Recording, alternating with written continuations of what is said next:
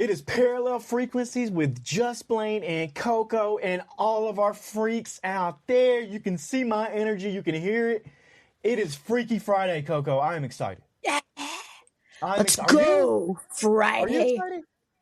Are you excited? Always for Friday. Friday, I know Thursday I said is usually my favorite day, but Fridays are a second place favorite day. Top tier for sure. Top tier day. But Freaky Friday now makes it even that much bigger and more fun and more look forward to me.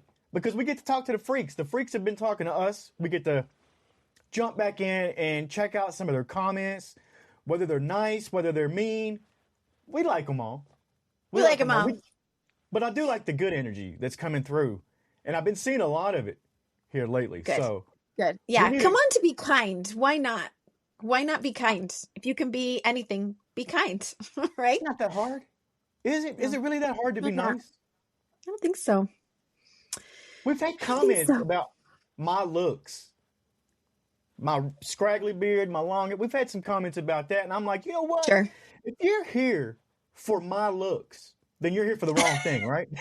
Yeah, come for my looks. That's right. Hey, but you did get a comment that said, damn, she's cute.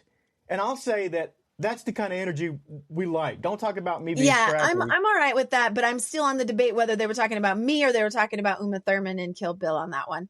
I feel like it could be taken either way, but I'll take it. Thank you. Thank you for that. I think it was about you. And the long hair, the beard, the hat, it's your brand, right? It's your brand. You're just owning it. And I love that.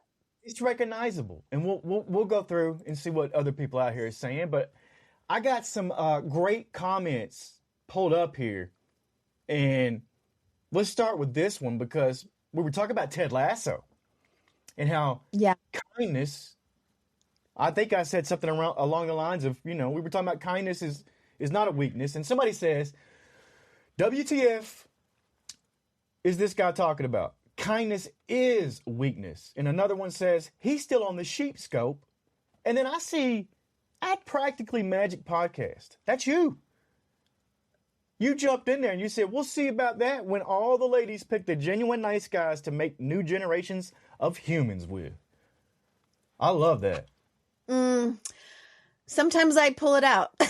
Sometimes I have some eloquent things to say. Sometimes not on the air when I'm actually recording, but that's one I'm proud of. I'm proud of that one. Yeah. We put another one out when we talked about Kill Bill, and we were talking about the soundtrack and the iconic sounds that were in there.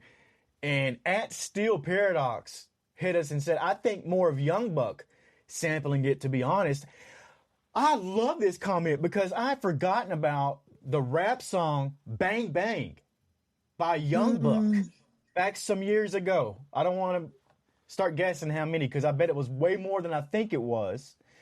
But he used the sample from Kill Bill. Great shout out from Steel Paradox there. Nice. Here it is. Damn, she's cute. I think they're talking about you, Coco. Okay. Sure, I'll take it. Cute is my name, my first name, when you take every other letter out. So. Okay. I'll take it. They were just giving me a hi. They were just like, hi. And I'm like, oh, hi. Hi. I'm going to have to say it was for you. And I like that kind of energy. Don't talk about the looks in a negative way. And don't go any further than saying, damn, we're cute. That's all we need. That's it. Sure. That's it. Nothing more. A little pick me up. That's nice. We got into our last Wistful Wednesday, not this Wednesday, but last week. Whoo! So many comments on Alien. And of course. I enjoy those kinds of comments because here's one right here from @Donna Fraser. My all-time favorite movie, even now. Aliens is just something different, and Ripley hasn't been beaten by another female action star yet. I totally agree. 1,000,000%. And we got. Yep. We'll get to another comment where somebody said a little something different than that. But yeah, I'm with that one right there. And here it is. @Andrew Russell because we're talking about Ellen Ripley. Says, greatest character ever written. Can you actually read? Whoa. Can Now, you I'm going to have to say, read? first of all, I'm not sure what being able to read has to do with any of the Yeah, Ripley being I the guess. greatest character ever written. I But, guess, because it's written down, so I guess you would have to read to be able to read all of the other characters that have ever yeah, existed.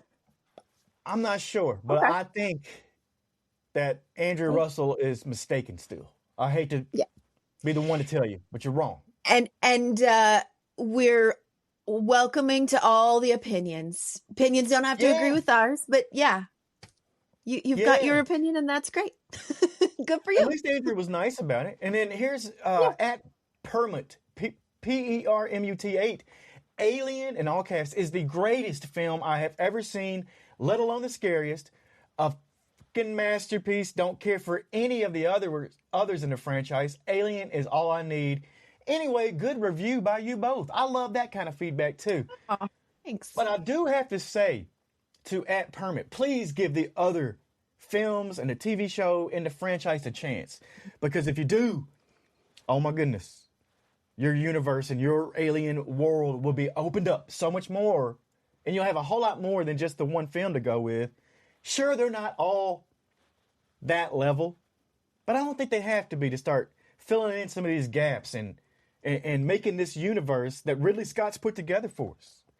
Mm-hmm. I love that type of comment, though, right there. All right, you somebody sold me. I'll go watch the rest of them. Yeah, we got somebody else. At Sywin, at Sam Hain, 25. This is some of your people. I'm an Irish man. I don't celebrate St. Patrick's Day either. He was agreeing with us talking about St. Patty's Day. Okay. Lots more alien comments about H.R. Geiger. And Alien was the high bar of horror and sci-fi and still is. I love these comments. And we'll get to more of these as time goes on, but we're going to leave these for now because they're growing and we can't keep up. We're going to have to do entire Freaky Friday shows where we just go through comments and see what's out there. But I like sorting through, sifting through. We get a couple here and there. So keep leaving your comments. And, if it's very eloquent or maybe even extremely harsh, we'll take note. Yeah. But I do love that the freaks are coming in and saying, hey, you guys are doing a good job on these breakdowns and enjoying what we're doing because that's what we're here for. We're not here for my looks. We're here to break down and deep dive and do film analysis and TV show analysis and basically show you what's going on because it's a mirror, it's reflective. We've talked about that all the time. Parallel frequencies. That's what we're doing. Mm-hmm. Yeah. Thanks, guys, for popping in. What kind of comments are you looking forward to seeing out there, Coco? You like when people answer our questions and stuff like that? I like the ones from Ireland, baby, from my motherland, my ancestral motherland, some of which I have never even been able to visit in my lifetime yet. But it's like I get this chance to reach across the pond and get some connection there. And I love that. So if you're in Ireland, Scotland, England, Wales, I don't know, everywhere in Northern Europe, you can reach out to me there. And also, you don't have to be from Northern Europe. You can be from anywhere. I literally am like happy from anywhere. I like how you're just picking out regions now, though. Yeah. I'm like, wait a minute. I don't want to exclude all of the people in the continent of Africa, Malaysia, Australia, even like anywhere and everywhere. Yeah. I don't even care. Like I didn't even mean to say just Ireland. Let's just welcome them all those scratch comments. that from the record. She didn't say that, people. She didn't freaks. But if you are an Irish freak, though, hit up Coco. Start a new fan club there for us. We love that. Bring us over there. Oh my gosh, that would be a dream come true for me. Let me show you something I found that ties into Feature Friday because now we'll transition from Freaky Friday to Feature Friday. And today is a special one. I'm hyped up for it. And We normally do like a movie or a TV show, but this one, we're going to highlight women voice actors. And this story right here really got me interested in this. You had this on the docket already, and then I caught this the other day. And then it's an anime cartoon, Adult Toph. And it's going to be voiced by a blind voice actor, Dion Kwan, I believe is her name. And I thought this was one of the coolest things. And why not? One of the coolest things. And then it, like I said, ties into today's show because we want to highlight voice actors. These are the women who you probably pass by at Target and don't know who the hell they are, but they've probably voiced 100 different things and people and characters and whatever else that you've heard. Mm-hmm. And they need that recognition. So, Coco, this was your idea. I'm calling it the voices of women. That's our focus today. And we've got some really well-known names. I mean, they should be well-known. Most of you have heard their voices in your ears for your entire lives. And then we've got some little treasures, little gemstones that maybe haven't been discovered yet that we're going to talk about today. I love it. I love it. And let's just set the stage up and talk about why this really matters. Because voice acting it's like emotional puppetry. No costume, no camera, just vibration from your vocal cords and intention. And women in this space, they've been carrying entire emotional universes on their vocal cords. Yeah. Seriously. I didn't realize until we started doing FanX and all this other stuff, how many voice actors are women and how many roles they've actually played. It's insane. Mm-hmm. They don't just do one. It's hundreds. And they do stuff from anime to animation to video games. They're shaping how we understand strength, vulnerability, chaos, love, all with their voice. But here's a twist.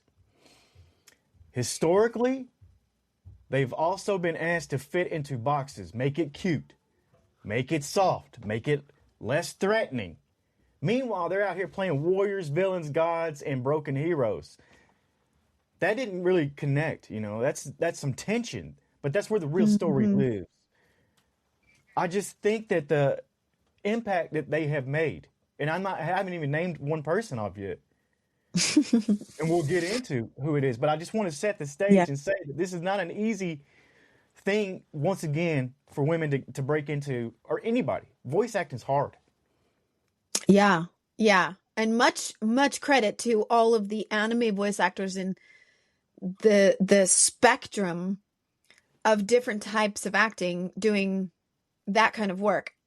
Personally, my list today that I'm going to be noting some that are on my radar, I don't have any anime voice actresses on my radar right here, which means that I need some help from the freaks. If you've got your favorites, ones that really stood out to you, this is where the comments, you're going to want to let us know, because we want to give a shout out to some of your favorites and ones that have really stood out to you. You're like, whoa. Yeah, when you listen to it, it's powerful, it's strong, and like you said, conveying so much emotions just with their voice. I'll tell you, if I was going to now go back in time and pick a career in acting, I think I'd want to be a voice actress.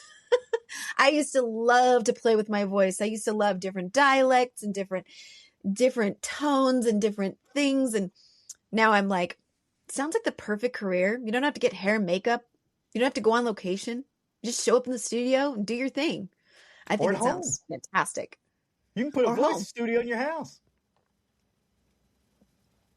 You can do this in your pajamas. You can do it in your pajamas. Yeah, absolutely. Yeah. That sounds like a great gig to me. What a gig, right?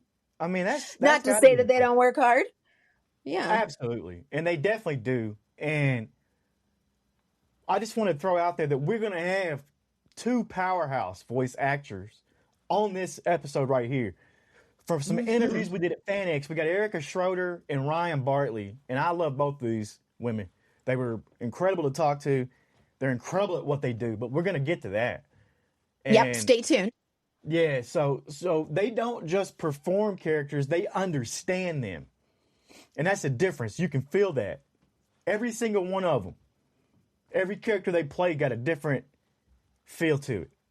Yeah, I think it's even better. I mean, I know you can recognize voices as you go along. We're going to talk about one today. I've got it in my back pocket to talk about, but you have those ones that you're like, oh, I recognize that voice. It's the same as this place that I've heard it. But it's even more amazing when it's kind of that Christopher Guest phenomenon. I say Christopher Guest because he's one of the actors that I know of that when he's in different films, it took me a long time to realize he was the same person. And that's talented right there as well. Like to be able to disguise your voice, to be able to completely change based on the character. I love that. And that is really, it's really a lot of talent to be able to do that. It is. And the performance itself is an invisible performance. So let's talk about this weird paradox of voice acting, because you can scream, cry, break down, but nobody sees your face. So the question for the voice actors has to be, how do you make someone feel something without being seen? I know their characters are seen on screen and the animators do a lot of that, but a lot of this is just acting in the dark. It's trusting that your voice is enough to light the room up. And that's kind of wild when you think about it. No facial expressions to lean on, just tone, breath, timing that they have to get completely accurate and right. So it seems like an easy job. And of course, we know it's not when we were setting it up, talking about, oh, let's just do this from our home. No. There's a lot of work that goes into this. Absolutely. And noting all of the beats and pauses, noting the breath, all of these different things. I mean, I think there's a lot more that goes into it than we realize. Yeah. And much credit to them. About a couple of the names right now. We haven't mentioned anybody yet, but even IMDb has a list, and it's June Foray, Joan Gerber, Tress MacNeille, Rusty Taylor. You know, it keeps going. Gray Delisle, Candy Milo, Jennifer Hale. That's just the top 7 or 8. And a lot of people are probably like, I don't know any of these names. And it's okay, because you know the characters they played. Courtney, you got some names over there. What's one of the biggest names you've got? All right, I'm going to start with the big ones. We've got the big ones that almost everybody, if you've been into pop culture at all in the last 30 years, have played the same characters for 30 years. Nancy Cartwright. Oh, yeah. You know her as Bart Simpson and Nelson Muntz and Todd Flanders and Ralph Wiggum. Yeah. On The Simpsons. I mean, 30 years of playing a 10-year-old boy. Can you believe it? And I've seen her on interviews. I've seen her talking about it. I love that she loves to play with that voice. I love that she surprises people when she's out in public. And sometimes she just gives them a little Bart Simpson and they're like, oh, it's you? I mean, they're not going to recognize her by her face, but they know that voice, right? Like I said, you could walk by these voice actors in anywhere you're out in public and you wouldn't know. I know Nancy Cartwright might be recognized by some, but she's still not recognized as much as an actor who is seen on the screen, like their actual face or whatever. I probably wouldn't recognize Nancy Cartwright. I probably wouldn't either, even though I've seen those interviews and I've seen pictures of her. I've seen her talking in Bart's voice. I've seen all this over the years, but I think if she was passing me in the grocery line, I probably would just think she was any old average person. Just another one of us. Another one of us. Another one of us normies. A normie. A freak. Maybe she's a freak. I hope Nancy Cartwright's a freak. She would if she listened to the show. She'd be a freak. I know she would. Yeah. She's fun like that. I guarantee you she'd be a freak. And then we have, of course, Yardley Smith playing Lisa Simpson. She's one of the ones that only plays one character on that show. Her voice is very unique, very specific. You know that voice. But I want to point out she was also the little girl Cecilia in the We're Back, a dinosaur story from 1992. These are for my nostalgic 90s millennials. You know, we remember that movie with John Goodman playing Rex. I mean, that was Martin Short, I think, was another one. Ray Perlman, she did a voice in that movie. So, big names. And then we have that adorable, childlike, almost high in the vocal cords, Yardley Smith's voice that she does there. It's absolutely iconic. I love it. Incredible performances. And that's what really hits hard. And it's also, how do I tiptoe around this? Because it's women, it's harder. We've established that. It's this business and industry and all of that is harder to get into. And that's something that these actors had to navigate. It's almost like a double layer, Yeah. They're doing their own character, yet they're dealing with the real world. And still, it's like you got to go into the booth and be emotionally expressive, but not too much. Be strong, but still be likable. Be unique, but you still better be marketable. And yet they created some of the most iconic characters ever. Bart Simpson is going to live forever. And that's and she's one of those that she just keeps right on going with the series. I mean, there have been others that have come and gone and play the same character as someone else, but she's been one of the tried and true, not going anywhere anytime soon, Bart Simpson. Yeah. And these characters that these women have given us over the years, they've taught us how to be brave, how to feel deep, how to survive chaos. And the kicker is a lot of the performances, most of them, came from spaces where they weren't even fully seen or sometimes even credited. And that's wild too. How do you... Yeah. I would dare say there was probably a fight, and there probably still is an ongoing fight to close the pay gap for women voice actors versus what men are paid for the same job. And so I want to point out that's probably still something that they deal with in their careers, getting started. And I want to shout out to Kristen Schell. She's just an amazing actress and comedic actress anyway, but she plays Louise Belcher on Bob's Burgers. This is one of the only times I think it's okay, only because it's so good, that we have men playing the parts of females in voice acting.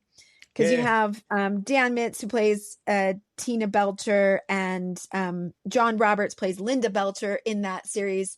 And so I don't love the idea of men taking the job from a woman who could do the parts of the female characters. But in that show, it just works so well. I forgive it.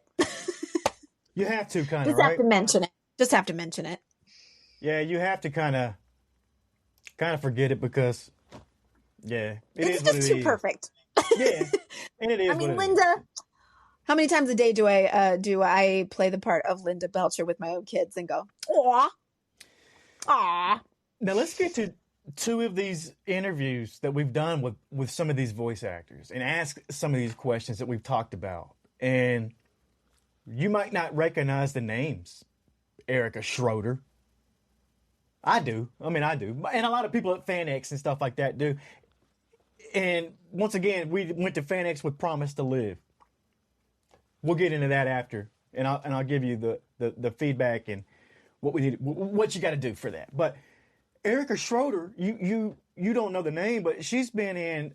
I'm gonna tell you like hundreds of things, Pokemon mainly, and we talked to her about that. And let's go, Coco. You remember this interview we did? I do. With Erica? Yeah. Let's go ahead and play this and get into it. And let the freaks out there hear this. All right, we're here with Erica Schroeder. Now, she is only one person, yet the voice of what, about 1,000, 2,000 characters now? Honestly, probably. There's a lot of uncredited material out there because they're really focusing on American and Japanese when I do dubs for France and Germany and many other countries as well. Now, I got to ask a question. It'll be a tough one because it's like asking a favorite child. Do you have a favorite character that you play? That's exactly what I say. I literally say what you said. It's like you're asking me who my favorite child is. And I have 2 kids, and I'll never tell. I do have a couple of special connections to lots of my different characters. Luffy was a particular favorite of mine because I do love to transform. Oh, yeah. I like to go as far away as possible. I love to play evil characters, so Elvira in Secret Magic Control Agency, who's not there, she's down. Ooh, she's just like a Marilyn Monroe type villain. That was fantastic. But no, I mean, every character has a special place in my heart. Yeah, honestly. I love that. Yeah. Yep. We're here about healing today. We want to talk to young audiences, and you have young audiences and all the way to old audiences. Yes, Everybody it's loves true. your characters, but we're here with Promise to Live. So we wanted to get a message that you might have for people out there, something that encourages them to make a promise to live. Yes. Would you make that promise today? Yes, I would. Okay, Absolutely. so you get this little hug. Thank you. I love that. Thank you for what you guys are doing. I think it's really important to stay involved and to develop a bond with nature. Develop a bond with nature because your friends are always there for you. Yeah. Your friends are going to be there for you. Reach out to your friends, but also reach out to nature when you feel overwhelmed. For me, I have a very long workday, have a lot of responsibilities, and sometimes I get very overwhelmed. And what I do is I make it a point to take a break and go out in nature, walk and breathe the air. Speak in my language. It's a wonderful preset. Yeah. It's a really wonderful preset. I have so much advice in this area, but that's one of them. And of course, always reach out to your friends. No one ever thinks of you as a burden. It's the most important thing to understand that all of us, even with the most secure self-esteem, have insecurities at times. And it's really important to just remember to always reach out because everyone always wants to come through for you, and they will if you let them. Amazing. What a beautiful message. We don't have to talk to anybody else here. You just there's nothing else anybody can say that's better than that. Right but out the gate. seriously, beautiful message. Thank you so much. I can't wait to see more success. I can't wait to see the next 1,000 characters you play. So thank you so much. Oh my God. Incredible. She's amazing. I forgot love her about her. advice too. Yeah, I forgot about her talking about nature like that. Absolutely. I was like, you can hear my gasp in the interview. Did she just say that? And that's Get out in Erica nature. Schroeder. That is it's my jam. Erica Schroeder, Sonic. She's in the video game. Mhm. I believe Blaze the Cat, maybe, and Percival, Pokemon, Yeah. Tokyo Mew Mew. Lots of. I'm telling you, like you see, and every one of these Long voice actors has those posters up behind them, and there's so many characters, and it's wild. What a fun job. What a great career. I just think that sounds so amazing. And maybe doesn't get quite enough of the in the starlight or in the spotlight unless they happen to do a little bit of both, which I would like to bring up my back pocket person if I could. Go ahead. The one I've been saving. One of my favorite actresses, voice actress and on screen is Christine Cavanaugh. And we lost her in December 22nd, 2014. Yep. She did absolutely. If you look her up, you will recognize her. I promise you will. But one of my favorite things that she did was Chucky Finster on Rugrats. So for all my people who are my age, you'll all remember watching Rugrats when you were kids on Nickelodeon. But she also did Real Monsters on Nickelodeon. She was also in the Sonic the Hedgehog TV series. I'm not sure which part she played, but she was on Darkwing Duck, Dexter's Laboratory, and people know her most. One of my favorite movies of all time was the voice of Babe. Oh yeah, You remember her? She was in X-Files in live action and not voice acting. She was on one of my favorite episodes, Small Potatoes. And she has one of the most iconic voices. She was also on Cheers, Wings, Everybody Loves Raymond, ER, a supporting character in Jerry Maguire. This woman's epic. And you know what else? She was born right here in Layton, Utah, and passed away. She was living in Cedar City, Utah. So she's one of our own. One of our own. So I just had to bring her up and put her out there. She's one of my absolute favorite voice actresses, but also she deserves credit for all of the things that she did. I love that. I love that. Like touched all aspects of. She actually had what I would consider my dream career. It sounds like working on all that stuff there. Like you named off Cheers and all these sitcoms. Like that's yeah, I'd love to do that. Let's go ahead. Passed away too young too. Yeah, that's for sure. That's for sure. Let's go ahead and talk to one more person, Ryan Bartley. And this is from FanX 2024, maybe. But I remember talking to her, and this one was real special to me. I enjoyed talking to her. And let's just go ahead and get into this.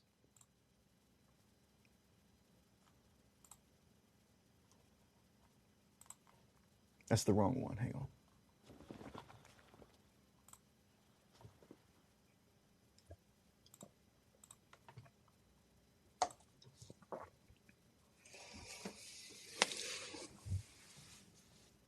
Trying to share this screen, but it's not. Hold on. Oh, my hips. You're getting old. All right, here we go. 3, 2, 1. All right, thanks, guys. We're here with Ryan Bartley. Now, if you don't know who she is, you have played. You know what? How many roles have you been in? I don't even know. I actually do not know. It's honestly incredible. Like, I've seen your list of movies, and it's like every anime made in the last, 3, 4 years? Thank you. You're so sweet. Thank you. But you're very good at what you do. You play a lot of these characters. Do you really enjoy anime? I do. I love anime. I didn't grow up watching a ton of it, but I was always a big Pokemon fan. And I was a massive Hello Kitty fan growing up. That's not really anime, but anime adjacent. And yeah, now I get to work on both of those properties. It's a dream come true.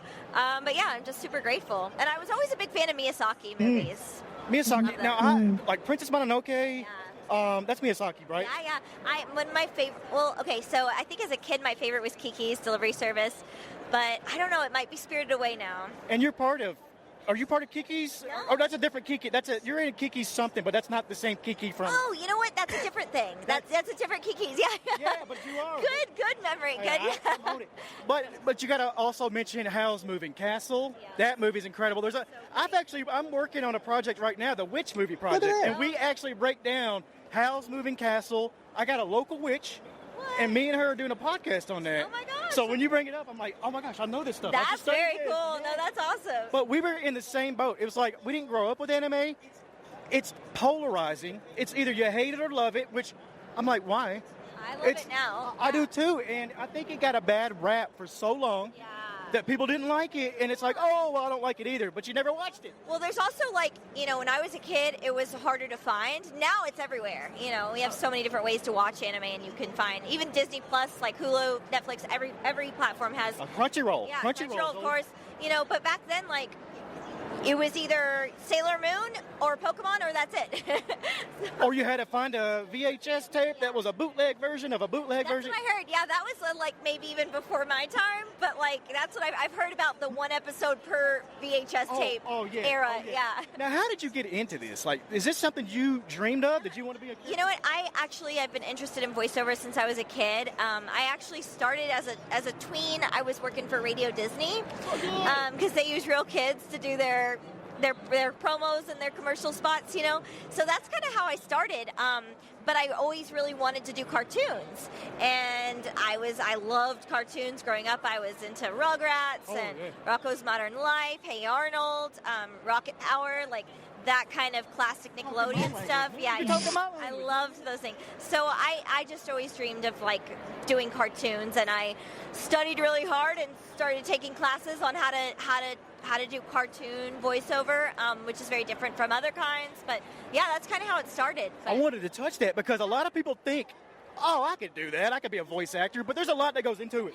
Right? There is. I mean, I started doing stage work, so I was doing musical theater and plays all as a kid, and then and dance classes and all that kind of thing. And so, voice actors are actors. That really has to come first and foremost. So, I always tell people, if you can do plays at school or any kind of theater at all is great training to get your feet wet in that world. And it is. It's acting. So take an acting class, take an improv class. That's a great way to get into voiceover. Now, let me ask you something serious, because acting does take a toll on the actor themselves. Yeah. How do you deal with anything like that might have got you down? Right. Maybe there's a message of hope that you can have for somebody else out there listening. What would it be? You know, it's acting is a lot of rejection. I tell everybody that comes up to me and says, "Oh my gosh, you have so many roles," and I say, you know, you're looking at the tip of the iceberg. This is this, and this is what I audition for that I don't book. You know what I mean? So it is a lot of rejection. It is mentally pretty hard sometimes. But the thing is, I think what keeps me going is, you know, every job is hard nowadays. It's hard to get any sort of job, so you might as well pick something that you love. Yeah. You only live once. You know, life is very precious. We only have such a tiny amount of time on this earth. So I always tell people, chase your dreams. You're never too old to start, first of all. I get people for all ages asking me, am I, you know, could I be a voice actor, do you think? How do I break in? Like, am I too old? Am I too young? And I always tell people, no, you're never too old, too young. Like I said, I started when I was a little kid. I have a friend who was in the military, and he's now a massively successful voice actor. He does cons all the time. He directed me on a video game recently. And he was in the military. This is his second career. So he books all those Call of Duty, all those kind of video games because he has the real experience, and he really does sound like he's in that world. You know, when he gets those auditions, he kills it. You know, but this is his second career. So I always tell people, you're never too old, you're never too young. You know, follow your dreams. If you have any sort of interest in this, passion you want to explore, like I love what I do, and I want everyone to be as happy as I am. You know, but yes, it is a lot of rejection, but I don't know, if it's worth it to you, you tune that out and you pick yourself back up. It's hard though. It's definitely hard. You lean on your friends. I do a lot of meditation. I'm a Peloton girl. So, you know, working out can help, meditating can help. One of my coaches, Tony Oliver, people might know him as Lupin the Third. He was also one of my voiceover teachers and directs me. He directed the Hunter x Hunter dub. He directs a bunch of stuff.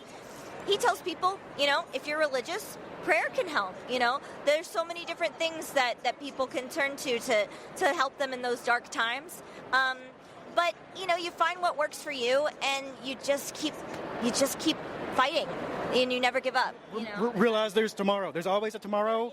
There is. The sun is always going to come back out. The world's going to keep spinning. You know, and it's a hard time to do anything. It's a hard world to live in right now, and it's stressful, and there's just so much going on. But you know, the convention world is a safe spot, is a safe place. We're all family here. You know, I want to get into that because a lot of people here, these are their outcasts. Yeah. These are the nerds, which used to be a derogatory term. Yeah. Not anymore. I'll say I'm a nerd, and I'll fight anybody that wants to go against me. You know? No, nerds are cool. They are. No, but we're such a family here. Like, we don't laugh at anyone. This is an inclusive community. We're here to have fun. We're all quirky. We're all got our strangeness, you know, but it's nothing but love here. And I want people to come to a place where they feel like this is where you belong. Safe. Yeah, it's a safe place where you can feel like everyone is just as odd as you, and that's a good thing. You know? It's almost like there's a competition to see who can be the oddest. That's, you know, that it happens. It happens. I love it. But we're all little weirdos in our own ways, and you know, you just embrace that. And I love to see everyone bring them their unique selves to the table. Have you ever seen the movie The Craft? Oh yeah. Do you? Yes. Do you remember what they get off a bus and the guy tells them, "Look out for these weirdos," and she looks at him and says, "We are the weirdos, mister." Yeah. What? That's very relevant right here, right? So we are the weirdos, and we're proud of it. That's true.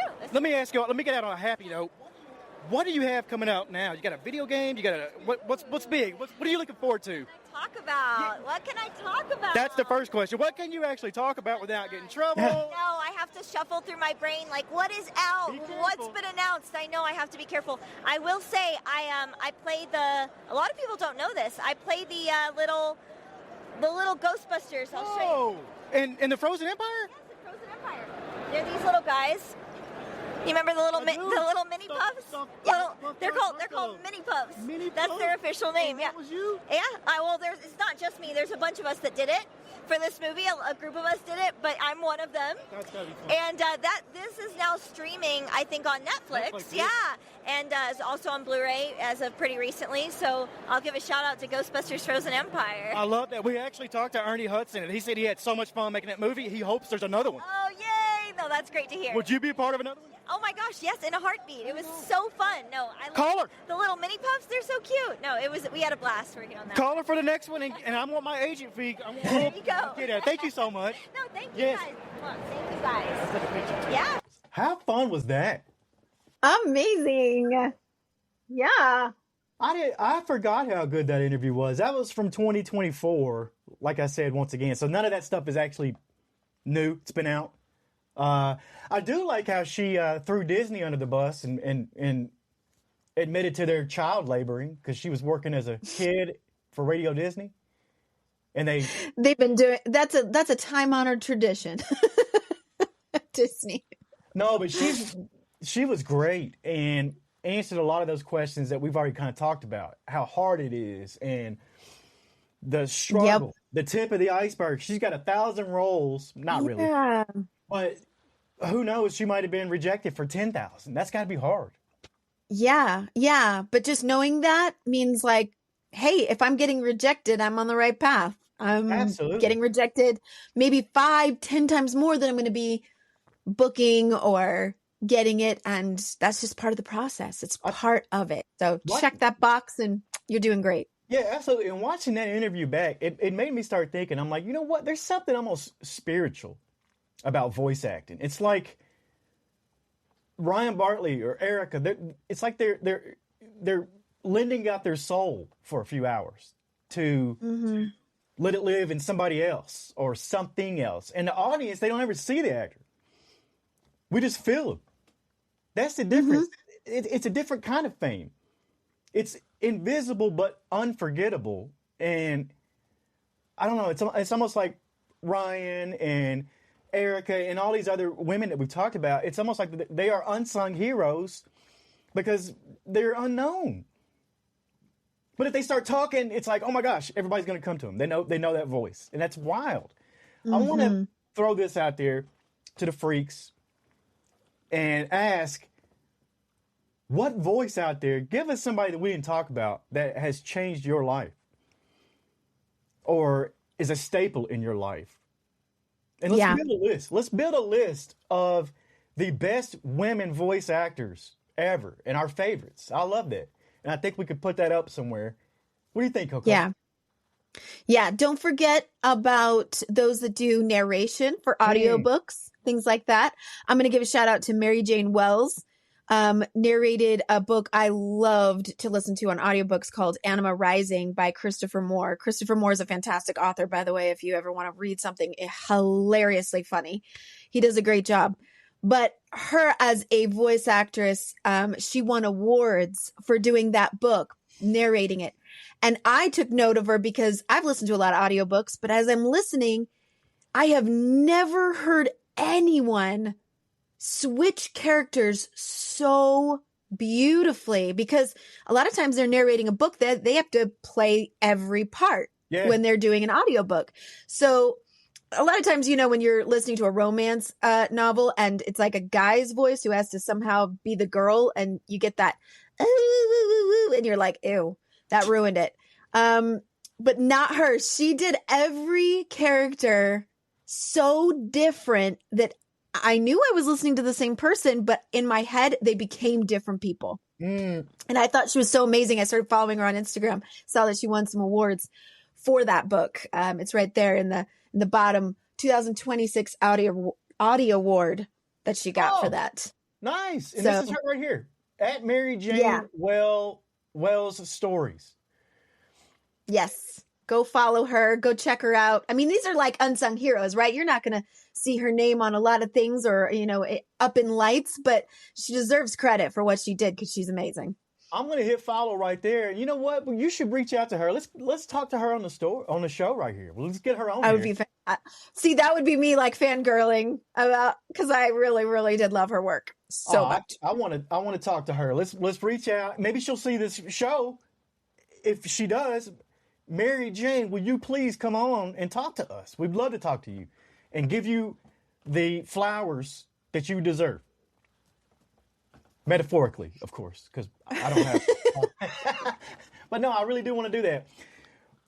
I love this episode. We went a little longer than I intended. But that's okay because these women, like I said, they do need their flowers, and we do have to put them on the map. I want to build that list and see what the freaks out there. I want to see who you got and see what we're missing. Yeah. Tell us who to listen for. I love how Ryan Bartley, when I asked her about the projects she was working on, she couldn't tell me. And I knew, I almost got out of her because I kind of knew. And it did come out later. And she was in Call of Duty, Black Ops 7. She was in the Ghost of Yote, which is a Japanese, like a samurai type game. And these were huge games. And I know she was wanting to, I knew she wanted to tell me, but couldn't. So I thought that was kind of cool. I felt like I was almost in the end. I want to talk to Ryan Bartley again. Ryan, if you see this, please come back on and talk to us. I know you got some more stuff going on. Erica, too. Great conversations. Coco, thank you for putting this one on the docket. It needed to be done. We need to do it again. We could do this and talk about 50 different women that we didn't even mention today. And that's the crazy. I'm sure. Yeah. I am Just Blane. That is Coco. You are our freaks. This is Parallel Frequencies. This is Parallel Frequencies, and we will see you on the other side. See you next week.